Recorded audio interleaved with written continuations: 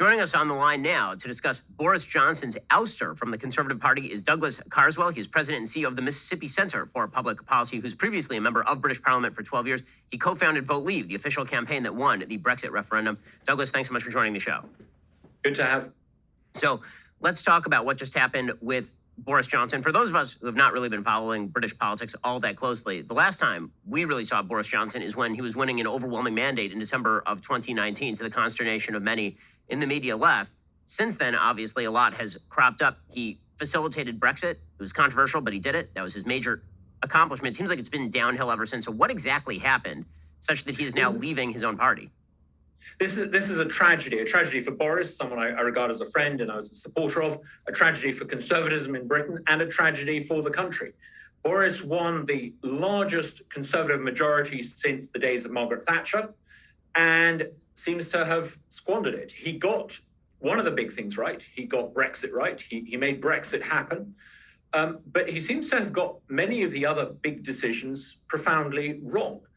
Fundamentally, I think he's been brought down by having the wrong policies on energy, which means that there's a cost of living crisis, by supporting the net zero policies to try to eliminate all carbon emissions. He's basically priced the UK economy out of being prosperous.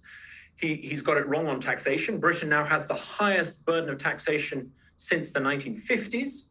And he's got it wrong on inflation. The government has printed money, meaning that initially people thought they were rich. In fact, it turns out prices are rising in Britain almost as fast as they are in America. Now, some people will say it was unlucky.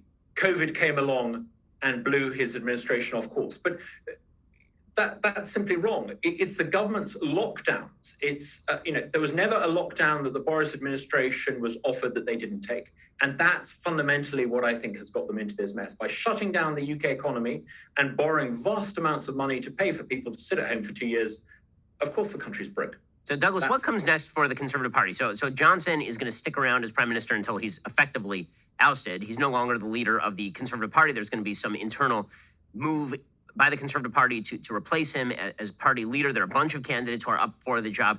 There's a lot of consternation about whether the Conservative Party can actually retain the coalition that Johnson built in December 2019, because he was sort of a unique figure. What do you think comes next for the Conservative Party over there?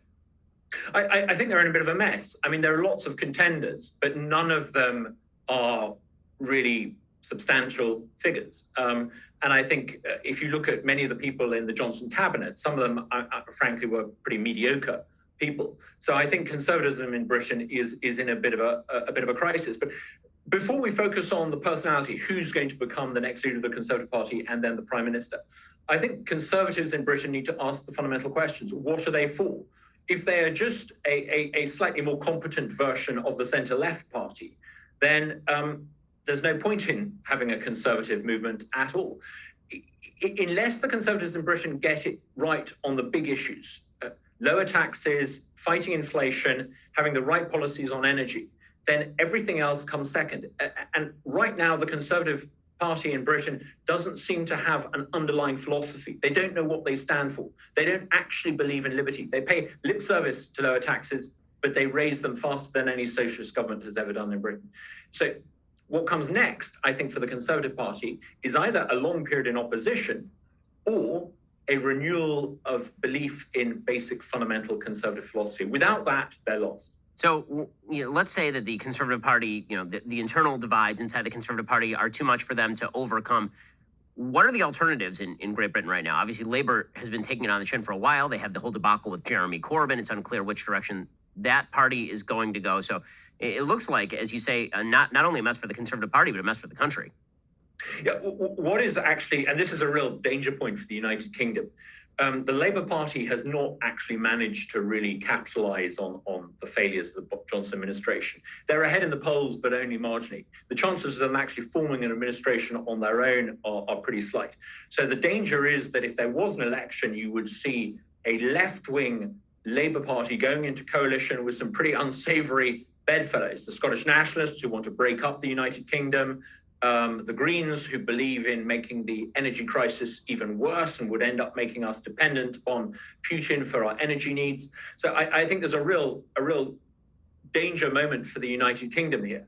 The Conservative Party, I think, desperately needs to pull itself together, produce a competent leader who actually believes in conservative principles. One of the most shocking things about the Johnson administration is the full-on embrace of left-wing green ideology. If you believe in left-wing green ideology, you basically end up running a country the way Nancy Pelosi runs California. It's not a great way to run any society. So, Douglas, when you look at the failures of Boris Johnson, what caused him to do this? There's nothing that forced him to repeat the silly environmentalist nostrums of the left. There's nothing that forced him to embrace high taxation. What drove him to these policies? He had to know that this stuff was not going to work out well. It's bizarre, isn't it? I mean, he was a newspaper columnist, and if you read some of his brilliant newspaper columns in the decade or so before he became a politician, he clearly intellectually understood the case for conservatism. And yet, in office, he ended up running an administration that did the very opposite. I mean, to give you an idea, his administration banned the use of plastic drinking straws. That's the sort of thing you would expect from a left-wing socialist. He raised taxes. I think the real problem is he's a lovely guy, but he has no inner philosophical belief. And like many newspaper columnists, he flits from one new idea to another. And I think that's a very dangerous thing to have in a politician. The pursuit of the novel and the faddish and the fashionable ends up taking you far, far, far away from blue-collar voters. And that is fundamentally where I think he's gone wrong.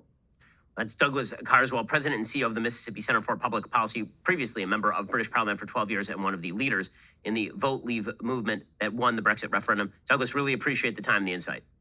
Thank you for having me on.